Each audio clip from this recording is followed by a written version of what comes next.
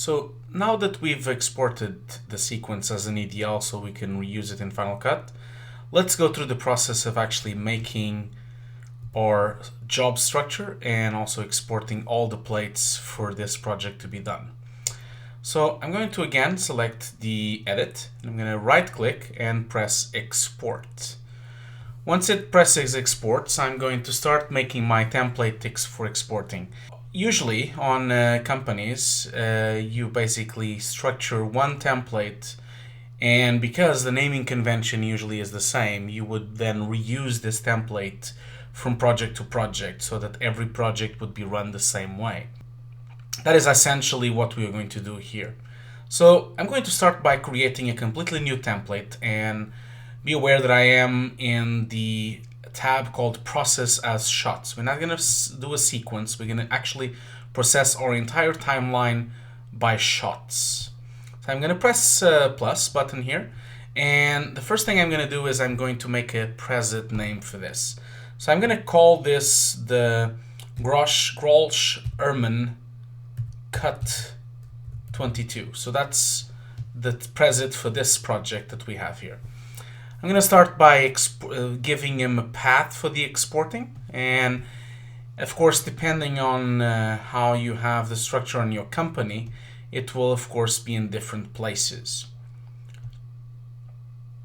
I've done a project folder already called project, which is empty at the moment, so I'm going to say that everything should be inside project, and once I'm here, I'm going to start organizing what I want to export. So we know that we want to export the plates. We want to export every plate from every track. We want them to live in a folder called live action or plates.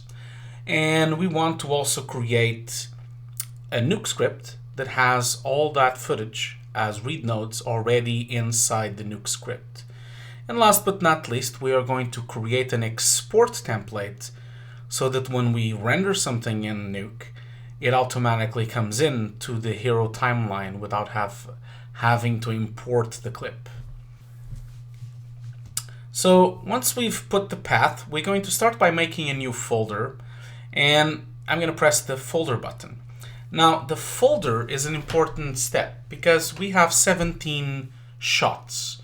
Last thing we want is every shot to be inside the same folder. So we want shot names. Shot 1, shot 2, shot 3, shot 4. That means we need a naming convention for the shot folders. So again, like we did with EDL, we're going to make the curly bracket, and we're going to call this shot. I'm going to close the bracket. This means that Hiero is going to create one folder per shot, and that will be the master folder for each of these shots. Then, inside this folder, we'll have more folders, of course. We'll also have a folder called plates. So this folder is the folder that will create where all the footage for this production will be. Also, inside, we'll have also a render folder. So in that folder, we'll have all of the renders that this project will have. We'll also have a folder called scripts, where all the NUKE scripts will live for this production. Now, once we create all these structures, now we know that from shot 1 to shot 17, we will get one folder per shot. But of course, this alone is not enough. We will need to create the actual plates and the actual scripts inside of them as well. So let's start by the plates. I'm going to select the plate folder, and I'm going to press the plus button so that I can create a file. I'm going to click on it. As you can see, by default, it's called file name. What I do want here is I want some kind of reference for this project so that everyone that looks at these plates knows that these plates are from this project. So we already know that this project was called Grolsch Herman, so I'm going to call it by the initials. I'm going to call it Grolsch Herman 40, so that we know that's the 42nd of Grolsch Herman, because we have several edits and several We have a 40, we have a 30, a 10, and a 20-second edit for this production. I'm going to put an underscore. I'm going to keep my brackets, but I am going to call this shot so that the naming convention for the plate will be basically the name of the project, the shot. And then I also want, with another curly bracket, the reference of from which track it came from. So this is really important. It will be called the shot, shot 1, shot 2, and then the track from where it comes from. And remember that we've made the tracks so that they would be called track of the grade, track from the visual effects, Steam FX1, Steam FX2, or log edit. So that this way, at any moment, you know from which track this came from. Then I'm going to put an extension for the file format. So now this is really important because it depends how many numeric numbers you want for your shot. It depends. You can have 1 hash, 2 hashes, 3 hashes. I'm going to put 3 hash. And instead of putting .dpx or .move or .whatever type of format you want, you could make basically again another keyword for file extension, so that it would use the file extension that the file already has. I can show you this later, but for now we're going to put dpx because we want everything to be converted as a dpx. And on this side, on the content, we have to make a decision if you want to do a transcode of that image, a NUKE project, a NUKE render. So basically, from these two, we have a choice of having transcode images or a copy exporter. Now, a copy exporter will basically use the same file that you have, exactly the same file, and it will copy across that shot into a new folder that we're creating. And by doing that, it will also rename the shot and make any type of handles that you have on the settings. Different to this is the transcode image. The transcode image basically renders the shot to another file format. It's very common, for example, when you have Alexa RAW plates or red camera plates, that you want to transcode them to a DPX or to an EXR, because a lot of facilities cannot read those file formats natively. We are going to do a transcode image on this case. Now, the transcode image is default to DPX. I'm going to keep that as a DPX. I'm going to keep it as 10-bit. As you can see, now we have options for the type of file format that we chose. So I'm going to keep DPX, I'm going to keep 10-bit, and I'm going to change the color space to Cinnamon, because I want to keep the whole range of this original clip, because the clip was shot on 10-bit. I am going to only render the RGB because I do not want the alpha channel. As you can see, we have a few more options here. We have options that if you wanted, you could reformat the clip to a specific resolution out of the list that you have here. I'm not going to do this. I'm going to keep the resolution. And if you wanted, you could also put a burn-in gizmo. If you click on the edit folder, you can see that on the burn-in gizmo gives us the ability to put time code, project, track, shot, sequence, and certain information embedded, burned in into the plate. We're also not going to do this. Once I'm happy with all of the sequences here, I'm going to make a decision if I want the clip to be the full length, which I don't because the clips are really big, or if I want some kind of handle. I'm going to put a cut handle of 10 frames, which is the most common value. I'm not going to apply any retimes because we don't have any retimes on this production, but I am going to put a start frame not from source, because if I leave start frame at source, it will basically render the sequence starting at, imagine, frame 10,500. I want every shot to be customized to start at 1. This is one of the crucial things when you're conforming a plate for visual effects. One of the One of the things of being a conform is because you're conforming the plate to a certain range and to a certain cut so that you can do your visual effects. Now that I'm happy with this exporting, I'm going to make sure I click save on the template. So now we have a preset for the plate. Now we still have to, inside the plate, make another folder, which that folder will be for each track. So what you want is each of these sequences to be inside this new folder that we've done. As you can see, you can drag the content of everything from one folder to the other one. Basically just click and drag. Now this folder won't be called titled, but it will be called curly bracket, and it will be called track close bracket. The whole idea here is that inside the plates folder, we'll have one folder per each of the tracks that we have. That means we'll have a folder for track 1, for track 2, for track 3, and for the reference as well. Once this is done, now I'm basically going to jump into the render folder. Now the render folder, as I said, is basically going to be the output of our render. So for this one, I am going to again make a new folder as well inside the render, and that folder will still keep the same naming convention that we've used so far. So I'm going to copy the naming convention we created. I'm going to go into the folder of the render, and I'm going to keep that naming convention so that every time we do a new render, it keeps the same name. I'm going to take away track though, because I don't need so much information. But I am going to put a new piece of information. I'm actually going to put version, so that this way I can actually make version 1, version 2, version 3 as it progresses through the timeline, because at the moment this is version 01, as you can see here.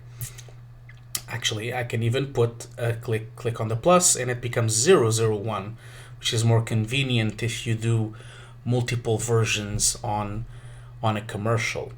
Once I've done this, this is only the folder. I still need to assign the type of render.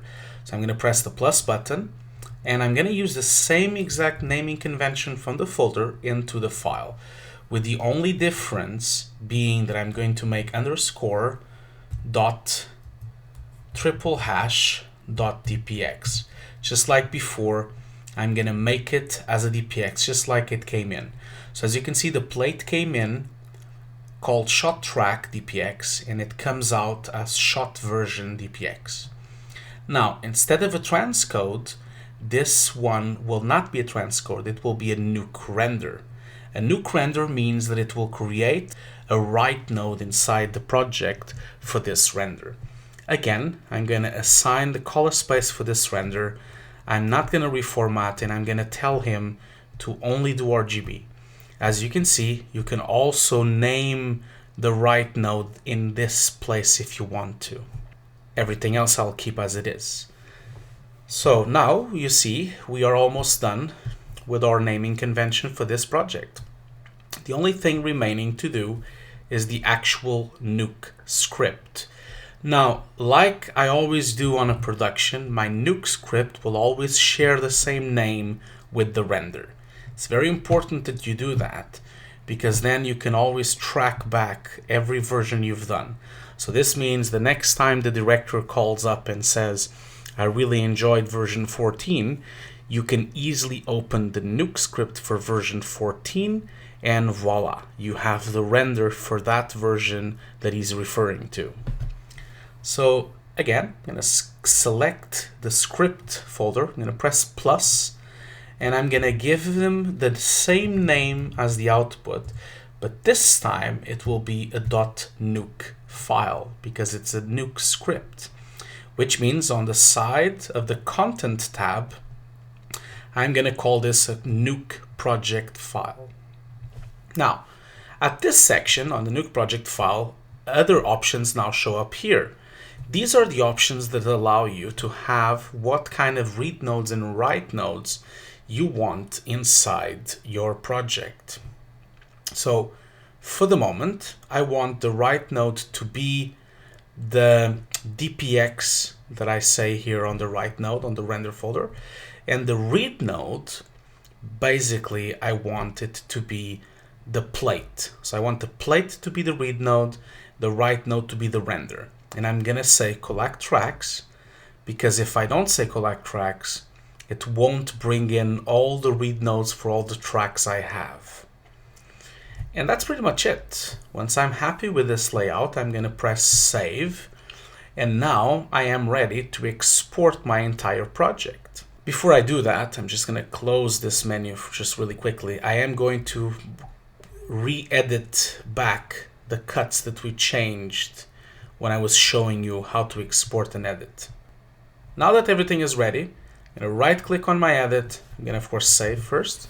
I'm gonna right click on my edit, click export, go into my template, which is called GHCut22.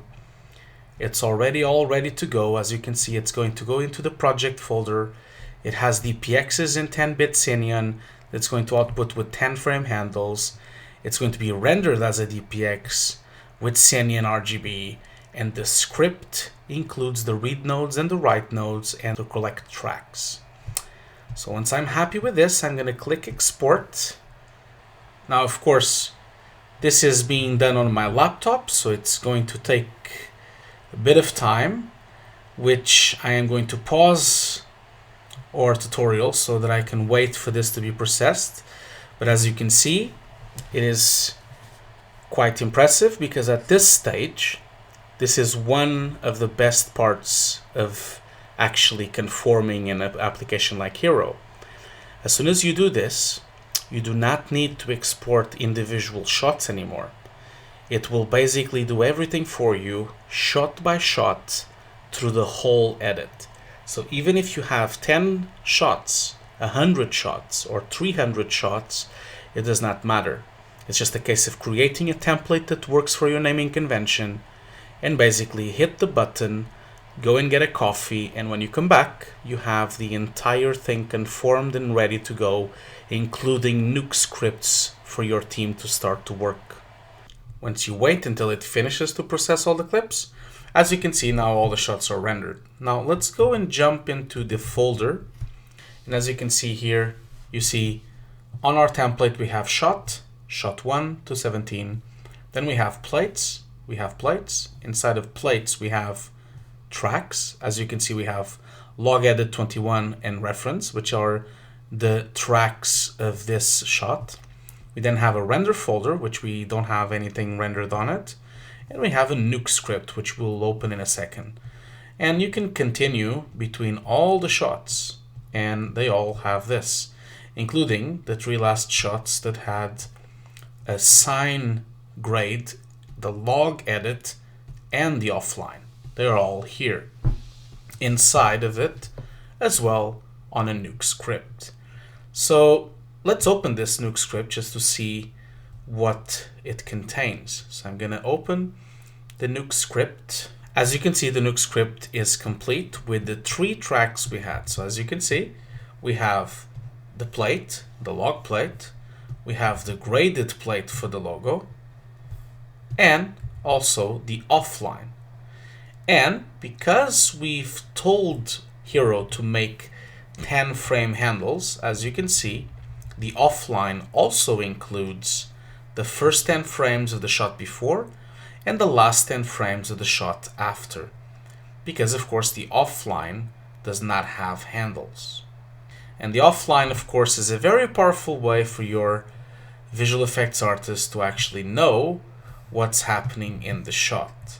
That means that they can actually know exactly the crop box, they know exactly what's happening on the shot, and then they can use that information to finish all the cleanup and all the visual effects that we had to do for these shots. Also, in these scripts, as you can see, we also have a write node. This write node is set exactly to all the settings that we've put in inside Hiero. So let's, for example, imagine that we use this write node to do a new version of this shot.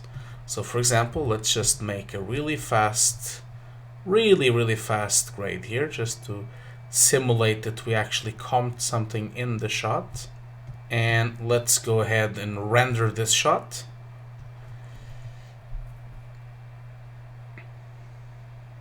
And go back to Hiero. And because we told Hiero where the render was going to go, we can also now bring back that render without having to import it. And that's done by basically selecting the clips that you know that have a render. In this case, we've made one of them. You can right click over those clips and you have an option called Build Track. Now you can build track from the structure or from the tag that you've made on the export. If we do build track from the export structure, you can see that this gives us an opportunity to select which template we want to use. The template that we used was the Cut22 template. And we can call that track, for example, from NUKE.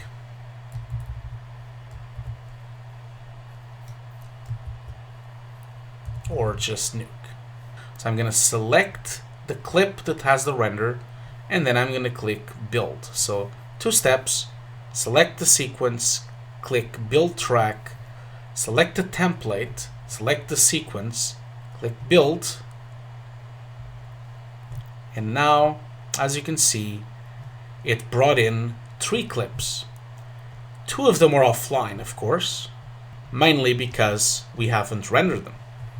But this one is the one that we've rendered inside of NUKE by just making a slight different grade. And as you can see, that's nothing more than that.